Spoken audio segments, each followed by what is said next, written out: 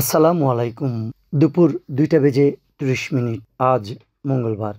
বাংলাদেশ বেতার, কক্সবাজার। স্থানীয় খবরে স্বাগত জানাচ্ছি আমি নীলোৎপল বড়ুয়া। কক্সবাজারে কোর্ট জেনারেল সার্টিফিকেট আদালত ফ্রেমওয়ার্কের লাইভ কার্যক্রম বাস্তবায়ন বিষয়ক কর্মশালা অনুষ্ঠিত হয়েছে। আজ সকালে A2I এর সহযোগিতায় জেলা প্রশাসকের কার্যালয়ের শহীদ ATM জাফর আলম সম্মেলন কক্ষে এ কর্মশালার আয়োজন করে জেলা প্রশাসন। এতে ভার্চুয়ালি যুক্ত হয়ে প্রধান অতিথির বক্তব্য রাখেন A2I এর প্রধান নির্বাহী কর্মকর্তা অতিরিক্ত সচিব মোহাম্মদ মামুনুর রশিদ ভূঁইয়া।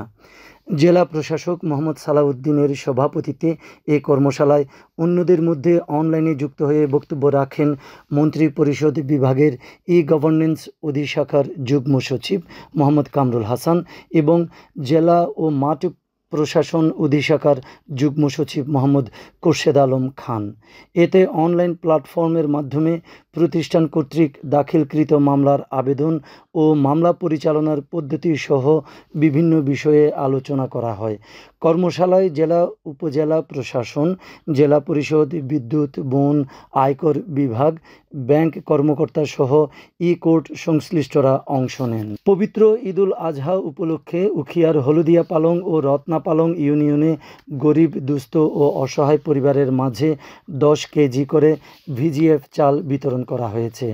আজ সকালে হলদিয়া পালং ইউনিয়ন পরিষদে এ কার্যক্রম শুরু করা হয়।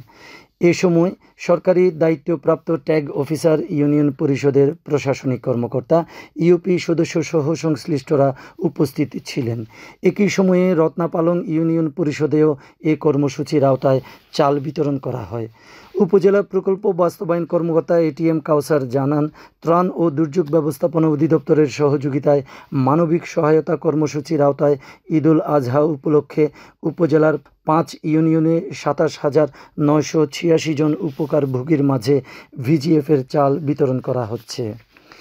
এদিকে উখিয়ার 5টি ইউনিয়নে অতি দরিদ্রদের জন্য কর্মসংস্থান কর্মসূচি EGPP+ প্রকল্পের আওতায় 41টি উন্নয়ন কাজ চলছে। চলতি অর্থবছরে ত্রাণ ও দুর্যোগ ব্যবস্থাপনা মন্ত্রণালয়ের অর্থায়নে এইসব প্রকল্পসমূহ বাস্তবায়ন করা হচ্ছে বলে জানিয়েছেন উপজেলা প্রকল্প বাস্তবায়ন কর্মকর্তা ATM কাউসার আহমেদ। তিনি জানান, বাস্তবায়নাধীন এসব প্রকল্পে 2,642 জন বেকার নারী পুরুষ উপকারভোগী হিসেবে কাজ করার সুযোগ পেয়েছে। প্রকল্পের মধ্যে রয়েছে মাটি দিয়ে গ্রামীণ রাস্তা তৈরি, সংস্কার ও মাটি ভরাট, জলাবদ্ধতা নিরসনে ড্রেন খনন সহ বিভিন্ন শিক্ষা প্রতিষ্ঠানের মাঠ সংস্কার। প্রকল্পের কাজ শেষ হলে গ্রামীণ অভ্যন্তরীণ সড়কে মানুষের দুর্ভোগ লাঘব হবে বলে জানিয়েছেন স্থানীয় জনপ্রতিনিধিরা। পেকুয়ার রাজাখালী ইউনিয়নের সাগর উপকূলের সুন্দরী পাড়া ও আশেপাশের প্রায় 5,000 মানুষের চলাচলের একমাত্র ভরসা আমিনবাজার থেকে খয়রাতি পাড়া বেড়িবাঁধ সড়ক। শুষ্ক মৌসুমে স্থানীয়রা বেড়ি বাঁধের উপর দিয়ে চলাচল করতে পারলেও বর্ষায় চলাচল করা কঠিন হয়ে পড়ে। বেড়ি বাঁধটি সংস্কারের দাবিতে আজ সকালে মানববন্ধন করেছেন স্থানীয় বাসিন্দারা। মানববন্ধনে স্থানীয় জনপ্রতিনিধি, শিক্ষক, রাজনৈতিক নেতা ও সামাজিক সংগঠনের নেতৃবৃন্দ উপস্থিত ছিলেন। জনপ্রতিনিধিরা জানান, বেড়ি বাঁধটি চলাচলের অনুপযোগী হয়ে পড়ায় দীর্ঘদিন ধরে মানুষ কষ্ট পাচ্ছেন। জরুরি মুহূর্তে কোনো রোগী হাসপাতালে নেওয়া যায় না, ফলে যাতায়াত সমস্যা দূরীকরণে বেড়ি বাঁধটি জরুরি সংস্কারের দাবি জানান তারা।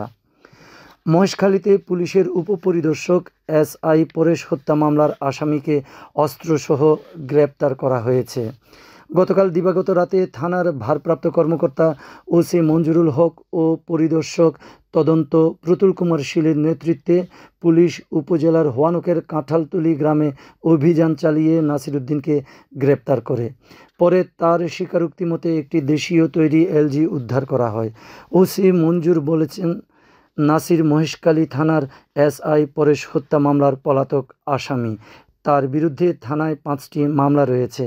গ্রেপ্তার নাসিরের বিরুদ্ধে আইনানুগ ব্যবস্থা নেওয়া হচ্ছে বলে জানান তিনি। আবহাওয়া। আগামীকাল দুপুর 12টা পর্যন্ত 24 ঘন্টার পূর্বাভাসে বলা হয়েছে অস্থায়ীভাবে আংশিক মেঘলা আকাশসহ মেঘাচ্ছন্ন থাকতে পারে। সেই সাথে দুই এক জায়গায় অস্থায়ীভাবে দমকা হাওয়াসহ বিদ্যুৎ চমকানো বৃষ্টি অথবা বজ্রসহ বৃষ্টি হতে পারে। কক্সবাজার সমুদ্র বন্দরের জন্য কোনো সংকেত নেই। আগামী 24 ঘন্টায় দিন ও রাতের তাপমাত্রা প্রায় অপরিবর্তিত থাকতে পারে। আজ সূর্যাস্ত যাবে সন্ধ্যা 6টা 29 মিনিটে। আগামীকাল সূর্যোদয় হবে ভোর 5টা 10 মিনিটে। আজকের সর্বনিম্ন তাপমাত্রা ছিল 25.6 ডিগ্রি সেলসিয়াস এবং সর্বোচ্চ তাপমাত্রা ছিল 33.3 ডিগ্রি সেলসিয়াস। এখন জানিয়ে দিচ্ছি বাঁকখালী নদীর মোহনা সংলগ্ন এলাকার সামুদ্রিক জোয়ার ভাটার সময়সূচি। আজ জোয়ার শুরু হবে বিকেল 5টা 10 মিনিটে, চলবে রাত 10টা 37 মিনিট পর্যন্ত।